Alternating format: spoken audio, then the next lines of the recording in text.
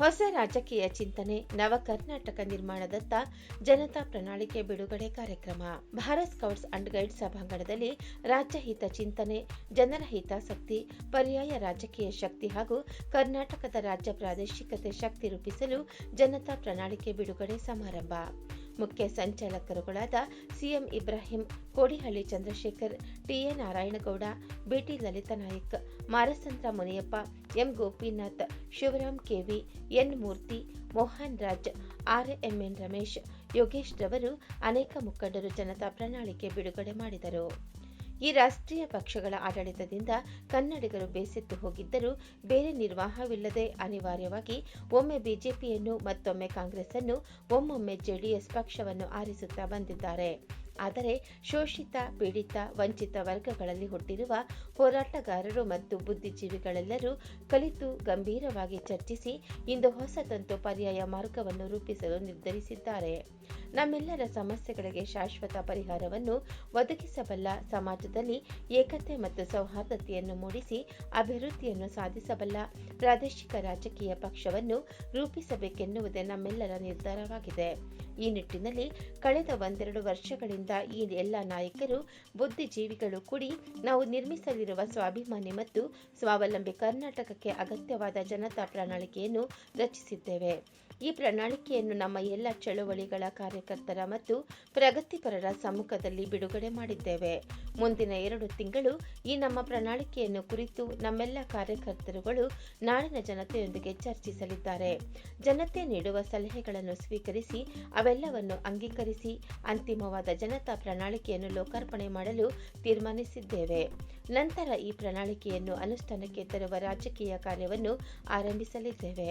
2028ರಲ್ಲಿ ದಿಲ್ಲಿ ಹೈಕಮಾಂಡ್ನಿಂದ ಮುಕ್ತವಾದ ಮತ್ತು ಈ ನಾಡಿನ ಶ್ರೇಯೋಭಿವೃದ್ಧಿಗೆ ಬದ್ಧವಾದ ಪಕ್ಷವೊಂದರ ಮೂಲಕ ಕನ್ನಡ ಜನತೆಯು ಈ ನಾಡನ್ನು ಆಳಬೇಕೆಂಬುದು ನಮ್ಮೆಲ್ಲರ ಆಶಯವಾಗಿದೆ ಮತ್ತು ಪವಿತ್ರ ಧ್ಯೇಯವಾಗಿದೆ.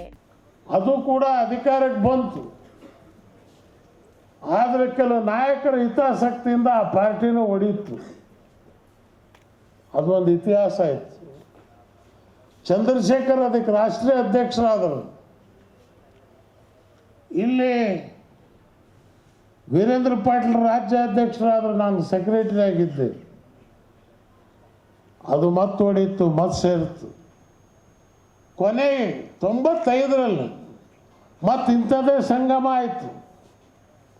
ಎಲ್ಲರೂ ಸೇರಿದ್ರಿ. ಜನತಾ ಪಾರ್ಟಿ ಅಧ್ಯಕ್ಷ ನಾನಾದೆ. ಚುನಾವಣೆ ನಡೀತು. ದೇವೇಗೌಡರು ಮುಖ್ಯಮಂತ್ರಿ ಆದರು. ಪಾರ್ಲಿಮೆಂಟ್ ಚುನಾವಣೆ ನಡೀತು. ಪ್ರಥಮ ಬಾರಿಗೆ 16 ಸೀಟನ್ನು ಜನತಾ ಪಾರ್ಟಿ ಗೆಲ್ತು.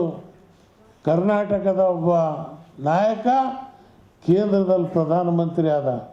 ಅದು ಕೂಡ 11 ತಿಂಗಳು. ಇದು ಒಡೆದು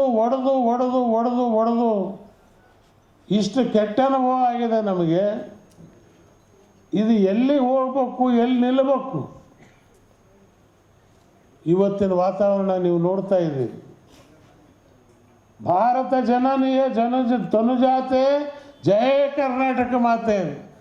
ಆದರೆ ಯಾವ ಮುಂಡೆ ಮಗನು ಕರ್ನಾಟಕ ಮಾತೆಗೆ ಜಯಕ್ಕೆ ಹೋಗೋಕ್ಕೆ ತಯಾರಿಲ್ಲ. ಜಾರಿಗೆ ತರುವಂಥ ಕೆಲಸ ಮಾಡಿದರೆ ಭಾರತ ದೇಶ ಬಸವಾದಿ ವಿಚಾರವನ್ನಾಗಿ ಉಳಿತಾ ಇತ್ತು ಅಂತ ಹೇಳಿ. ಇವರಿಗೆ ಬಸವನೂ ಬೇಕಾಗಿರಲಿಲ್ಲ, ಗಾಂಧಿನೂ ಬೇಕಾಗಿಲ್ಲ, ಅಂಬೇಡ್ಕರು ಬೇಕಾಗಿಲ್ಲ, ಕುವೆಂಪು ಬೇಕಾಗಿಲ್ಲ, ಯಾರೂ ಬೇಕಾಗಿಲ್ಲ. ಇವ್ರಿಗೆ ಬೇಕಾಗಿರೋದು ಕರ್ನಾಟಕ ಸರ್ಕಾರದ ಕುರ್ಚಿಗಳು ಅಷ್ಟೇ. ಚಂದ್ರಶೇಖರ್ ಒಬ್ಬರ ಹೆಸರು ಹೇಳೋದಲ್ಲ, ನಾನು ಒಂದು ಟೀಮ್, ಭಾಳ ಚೆನ್ನಾಗಿ ಟೀಮು ಇವತ್ತು ಏನು ಈ ಪುಸ್ತಕವನ್ನು ರೆಡಿ ಮಾಡಿದ್ದಾರೆ. ಗೋಪಿನಾಥ್ ಅವರು ಸೇರಿದಂತೆ ನನಗೆ ಭಾಳ ಖುಷಿಯಾಯಿತು ಇದನ್ನು ನೋಡಿದಾಗ. ನೀವು ಓದಬೇಕು. ಕೂಲಿ ಕಾರ್ಮಿಕರ ಬವಣೆಯನ್ನು ಹಾಗೆ ನಿಂತ ನೀರಾಗಿ ಎಳಿಸಿದ್ದಾರೆ. ಇವರ ಆಡಳಿತ ವೈಖರಿ ಹೇಗಿದೆ ಅಂದರೆ, ಈ ದೇಶದ ಆಂತರಿಕ ಉತ್ಪಾದನೆ 298 ಲಕ್ಷ ಕೋಟಿ. ಕಳೆದ ಬಾರಿ ಮೋದಿಜಿಯವರ ಬಜೆಟ್ನಲ್ಲಿ ಪ್ರಕಟಿಸಿದಂತಹ ಹಣ 39 ಲಕ್ಷ ಕೋಟಿ. ಆದರೆ ದೇಶದ ಮೇಲೆ ಇರ್ತಕ್ಕಂಥ ಸಾಲ 183 ಲಕ್ಷ ಕೋಟಿ. ಅದರ ಸಾಲವನ್ನು ತೀರಿಸೋದಕ್ಕೆ ಪ್ರತಿ ವರ್ಷ ಕಟ್ಟಂತ ಬಡ್ಡಿ 11.5 ಲಕ್ಷ ಕೋಟಿ, ಅಂದರೆ GDPಯ ಶೇಕಡ 18.2 ಲಕ್ಷ ಕೋಟಿ. ಕಾರ್ಪೊರೇಟ್ ಕಂಪನಿಗಳ ಸಾಲವನ್ನು ರೈಟ್ ಅಪ್ ಮಾಡಿರುವಂಥದ್ದು ಮೋದಿಜಿಯವರು 15.5 ಲಕ್ಷ ಕೋಟಿ. ಆದರೆ ಈ ದೇಶದಲ್ಲಿ 9 ಕೋಟಿ ಮಕ್ಕಳಿಗೆ ಒಪ್ಪತ್ತಿನ ಊಟ ಇಲ್ಲ. 12 ಕೋಟಿ ಮಕ್ಕಳು ಶಾಲೆಯಿಂದ ಹೊರಗಡೆ ಉಳಿದಿದ್ದಾರೆ.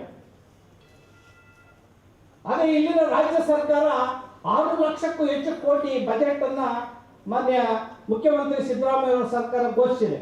ಕರ್ನಾಟಕದಲ್ಲಿ ರೈತ ಚಳವಳಿ, ದಲಿತ ಚಳವಳಿ, ಭಾಷಾ ಚಳವಳಿ ಒಟ್ಟಿಗೆ ಸೇರಿ ಪರ್ಯಾಯವಾದಂಥ ರಾಜಕಾರಣವನ್ನು ಮಾಡಬೇಕು ಅಂತೇಳಿ ಸಾಕಷ್ಟು ಪ್ರಯತ್ನಗಳನ್ನು ನಾವು ಮಾಡಿದ್ವಿ. 2013ರಲ್ಲಿ ಕೋಡಿಹಳ್ಳಿ ಚಂದ್ರಶೇಖರ್ ಅವರ ನಾಯಕತ್ವದಲ್ಲಿ ಪ್ರಜಾಪ್ರಗತಿ ರಂಗ ಅಂತ ಮಾಡೋದ್ರ ಮುಖಾಂತರ ಕರ್ನಾಟಕದಲ್ಲಿ ಒಂದು ಪರ್ಯಾಯವಾದಂಥ ರಾಜಕಾರಣವನ್ನು ಮಾಡಬೇಕು ಅಂತೇಳಿ. ಯಾಕಂದರೆ 45-50 ವರ್ಷಗಳ ಕಾಲ ಈ ವ್ಯವಸ್ಥೆಯ ವಿರುದ್ಧ ನಾವು ಧಿಕ್ಕಾರಗಳನ್ನು ಕರೆದುಕೊಂಡೇ ಬಂದಿದ್ದೀವಿ. 100 ವರ್ಷಗಳ ಹಿಂದೆ ತಂದೆ ಪೆರಿಯಾರ್ ಅವರು ಒಂದು ಮಾತನ್ನು ಹೇಳಿದರು, ನನ್ನ ನಾಡನ್ನು ನಾನು ಯಾವುದೇ ಕಾರಣಕ್ಕೂ ಈ ಆರ್ಯರು ಸ್ಥಾಪನೆ ಮಾಡಿರುವಂಥ ರಾಜಕಾರಣದ ಗುಲಾಮಗಿರಿಗೆ ಒಪ್ಸೋದಿಲ್ಲ ಎನ್ನುವಂಥ ಮಾತನ್ನು ಅವರು ಅವತ್ತು ಹೇಳಿದರು.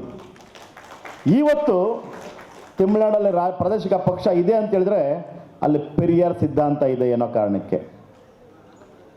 ಬಹುಶಃ ನಮ್ಮ ನಾಡಲ್ಲೂ ಕೂಡ ನಾವು ಕುವೆಂಪು ಸಾಹೇಬರನ್ನು ಸರಿಯಾಗಿ ಓದ್ಕೊಂಡಿದ್ದಿದ್ರೆ, ಬಸವಣ್ಣ ಅವರನ್ನು ಸರಿಯಾಗಿ ಅರ್ಥಕೊಂಡಿದ್ದರೆ ಇವತ್ತು ನಮಗೆ ಈ ಪರಿಸ್ಥಿತಿ ಬರ್ತಾ ಇರಲಿಲ್ಲ. ಸಮಯ ಸಾಧಕ ರಾಜಕಾರಣಗಳ ಮಧ್ಯೆ ಇವತ್ತು ಪ್ರಜಾ ರಾಜಕಾರಣವನ್ನು ಮಾಡಬೇಕು, ಪ್ರಜೆಗಳಿಗಾಗಿ, ಪ್ರಜೆಗಳಿಗೋಸ್ಕರ, ಪ್ರಜೆಗಳಿಂದನೇ ಒಂದು ರಾಜಕಾರಣ ಮಾಡಬೇಕು ಅಂತೇಳಿ ಇವತ್ತು ಇಲ್ಲಿ ವೇದಿಕೆ ಮೇಲೆ ಹೋರಾಟದ ಮನಸ್ಸುಗಳು ಒಂದಾಗಿದ್ದಾರೆ. ಯಾರು ಹಸಿರು ಶಾಲನ್ನು ಹಾಕ್ಕೊಂಡು ಪ್ರಮಾಣ ವಚನವನ್ನು ಸ್ವೀಕಾರ ಮಾಡಿ ಕೇವಲ 1 ತಿಂಗಳಿಗೆ ಆ ರೈತಾಪಿ ವರ್ಗದ ಮೇಲೆ ಲಾಠಿ ಚಾರ್ಜ್ ಮಾಡಿಸಿದಂಥವರ ರಾಜಕಾರಣವನ್ನು ನೋಡಿದ್ದೇವೆ. ಸಮಯಕ್ಕೆ ತಕ್ಕ ಹಾಗೆ ನೀಲಿ ಶಾಲವನ್ನು ಹಾಕ್ಕೊಂಡು ಸಂವಿಧಾನವನ್ನು ಕೇವಲ ಪ್ರಚಾರಕ್ಕಾಗಿ ಮಾತನಾಡ್ತಾ ಇರುವಂಥ ಈಗಿನ ಅನೇಕ ಸರ್ಕಾರಗಳನ್ನು ಕೂಡ ನಾವು ನೋಡಿದ್ದೇವೆ. ನನ್ನ ಹೆಸರು ಶಿವರಾಮ್ KV ಅಂತೇಳಿ ನವಕರ್ನಾಟಕ ನಿರ್ಮಾಣ ಸಮಿತಿಯ ಸದಸ್ಯನಾಗಿದ್ದೇನೆ. ಇವತ್ತಿನ ಕಾರ್ಯಕ್ರಮದ ಮುಖ್ಯ ಉದ್ದೇಶ ನಮ್ಮ ದೇಶದಲ್ಲಿ ರಾಷ್ಟ್ರೀಯ ಪಕ್ಷಗಳ ಒಂದು ಏನು ತಿಕ್ಕಾಟದಿಂದ ರಾಜ್ಯದ ಸಾಮಾನ್ಯ ಪ್ರಜೆಗಳಿಗೆ ಸಾಕಷ್ಟು ತೊಂದರೆಗಳಾಗ್ತಾ ಇದ್ದಾವೆ.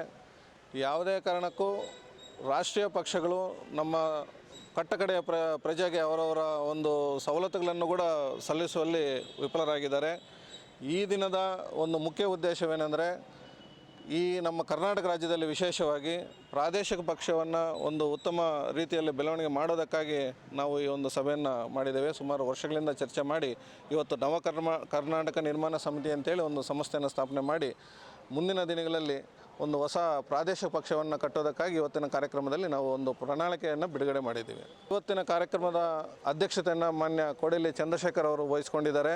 ಈ ಒಂದು ಸಭೆಯಲ್ಲಿ ಹಿರಿಯ ಮುತ್ಸದ್ದಿಯಾದಂತಹ ಮಾನ್ಯ CM ಇಬ್ರಾಹಿಂರವರು, ಮಾಜಿ ಸಚಿವರು, ಕೇಂದ್ರ ಸಚಿವರು, ಹಾಗೆ ಹಿರಿಯ ನಾಯಕಿಯಾದಂತಹ ಮಾಜಿ ಸಚಿವರಾದಂಥ BT ಲಲಿತಾ ನಾಯಕ್ ಮೇಡಮ್ನವರು, ಹಾಗೆ N ಮೂರ್ತಿ ಅವರು, ಮಾರಸಂದ್ರ ಮುನಿಯಪ್ಪ ಅಂತೇಳಿ ಆಲ್ ಇಂಡಿಯಾ ಬಹುಜನ ಸಮಾಜದ ಪಕ್ಷದ ಕರ್ನಾಟಕ ರಾಜ್ಯ ಅಧ್ಯಕ್ಷರು, ಹಾಗೆ ತುಂಬ ಸಂಘ ಸಂಸ್ಥೆಯವರು, ರೈತ ಸಂಘದವರು ಕೂಡ ಸೇರಿ, ಕರ್ನಾಟಕ ಪರ ಸಂಘಟನೆ ಹೋರಾಟಗಾರರು ಸೇರಿ ಈ ಒಂದು ಹೊಸ ಪಕ್ಷಕ್ಕೆ ಸಹಕರಿಸುವಾಗಿ ಎಲ್ಲ ಇವತ್ತು ಸಭೆಯಲ್ಲಿ ತೀರ್ಮಾನ ತಗೊಳ್ಳಲಾಗಿದೆ.